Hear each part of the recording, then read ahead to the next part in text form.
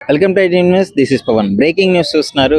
ప్రస్తుతం నేను Apollo hospital దగ్గర ఉన్నాను. చూస్తున్నారు కదా, అపోలో హెల్త్ సిటీ దగ్గర ఉన్నాను, హైదరాబాద్ జూబ్లీ హిల్స్లో.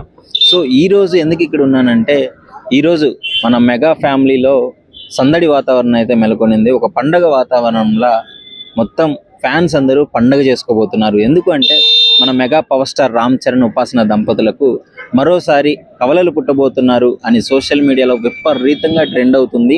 ఈరోజు ఉపాసన జనవరి 31కి ఉపాసన గారికి డేట్ ఇవ్వడము, సో ఈ రోజే కవలలు పుట్టబోతున్నారని సోషల్ మీడియాలో విపరీతంగా వైరల్ అవుతుంది. అంటే కన్ఫామ్గా ఆమెనే హింట్ ఇచ్చారు. ఒకసారి మనం పోయిన దీపావళికి అందరూ ఫస్ట్ లాగానే సరోగసి అనుకున్నారు, కానీ ఈసారి న్యాచురల్గా ఆమె డెలివరీ అయ్యే ప్రాసెస్ ఉంది కాబట్టి సో ఆమె హింట్ కూడా ఇచ్చాడు. దీపావళికి పెట్టిన పోస్టులు అయితే క్లియర్గా అర్థమైపోయింది ఆమె కన్సీవ్ అయ్యారు అని చెప్పేసి. సో ఫ్యాన్స్ అందరూ రచ్చ రచ్చ పండగ చేసుకుంటున్నారు. మా అభిమాన నటుడికి మరోసారి 12 కవలలు పుట్టబోతున్నారు అని చెప్పేసి, ఆ వారసత్వాన్ని ముందుకు తీసుకెళ్ళి రావాలి అని చెప్పేసి అబ్బాయిలు పుట్టారని కొంతమంది, మళ్ళీ మహాలక్ష్మి పుట్టాలని కొంతమంది. అదేవిధంగా రామ్ చరణ్ గారు కూడా ఒకసారి మాట్లాడడం జరిగింది చాలా ఫన్నీ వేలో. మా ఇల్లంతా మహాలక్ష్మిలతో నిండిపోయింది, లేడీస్ హాస్టల్ లాగా, ఈసారి అబ్బాయి కావాలని కోరుకుంటున్నాము అని చెప్పడము. సో ఇదంతా ఫ్యాన్స్ అయితే లిటరలీ చిరంజీవి గారు కూడా ఇది ఒక మంచి అనుభవంలా ఉండాలని చెప్పేసి ఇల్లంతా డెకరేషన్ చేయించి ఒక పండగ వాతావరణాన్ని నెలకొల్పారు. ఇక్కడ నుంచి ఇంటికి తీసుకెళ్ళినప్పుడు అదొక మధుర జ్ఞాపకంగా ఉండిపోవాలని చెప్పేసి. సో ఒకసారి చూడొచ్చు, అపోలో హాస్పిటల్ దగ్గర ఉన్నాము మనము. సో ఇక్కడే ఉపాసన మేడం గారిని జాయిన్ చేయడం జరుగుతుంది. సో ఈవినింగ్ లోపు ఏదో ఒక గుడ్ న్యూస్ తెలిసే అవకాశం ఉంది. కవలలా లేకపోతే అబ్బాయి పుడుతున్నాడా అమ్మాయి పుడుతున్నాడా అని చెప్పేసి అందరూ ఈగర్లీ వెయిట్ చేస్తున్నారు. సో నేను కూడా, సో మీ అభిప్రాయం ఏంటి? డెఫినెట్లీగా రామ్ చరణ్ గారికి ఈసారి అబ్బాయి పుడితే బాగుంటుందా అని చెప్పేసి అందరూ వెయిట్ చేస్తున్నారు. ఫ్యాన్స్ అందరూ, అభిమానులు అందరూ పండగ చేసుకోవడానికి రెడీగా ఉన్నారు. సో ఒకసారి చూడాలి మరి.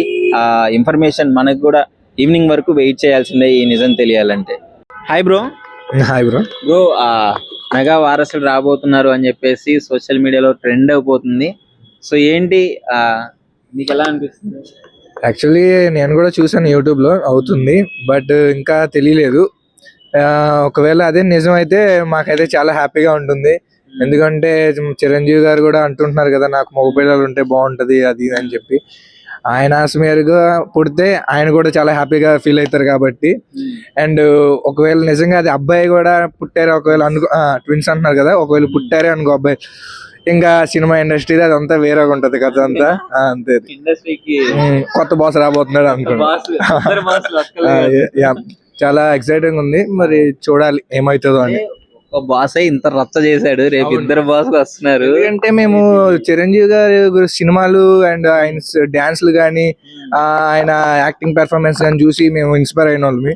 ఎందుకంటే ఒక జూనియర్ ఆర్టిస్ట్ గా నాకు తెలుసు, పెద్దగా కలవలేదు కానీ దూరం నుంచి చూసాను ఆయన బిహేవియర్ కానీ, అందరితో ఎలా మాట్లాడతారు అనేది ప్రతిదీ చూసా కాబట్టి చెప్తున్నా. ఒకవేళ ఆయన ఆస్మేరుగా మగవాడే పుడితే అది ఇంకా చాలా హ్యాపీ.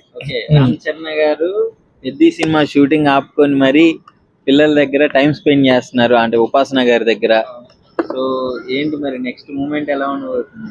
నెక్స్ట్ మూమెంట్ ఎలా ఉంటుందంటే, ఇంటి దగ్గర ఆల్రెడీ బేబీ ఏంటి కన్ఫర్మ్ అవుతుందో అని చెప్పి ఇంట్లో ఆల్రెడీ వాళ్ళ డెకరేషన్స్ వాళ్ళు స్టార్ట్ చేసుకుంటున్నారని విన్నాం.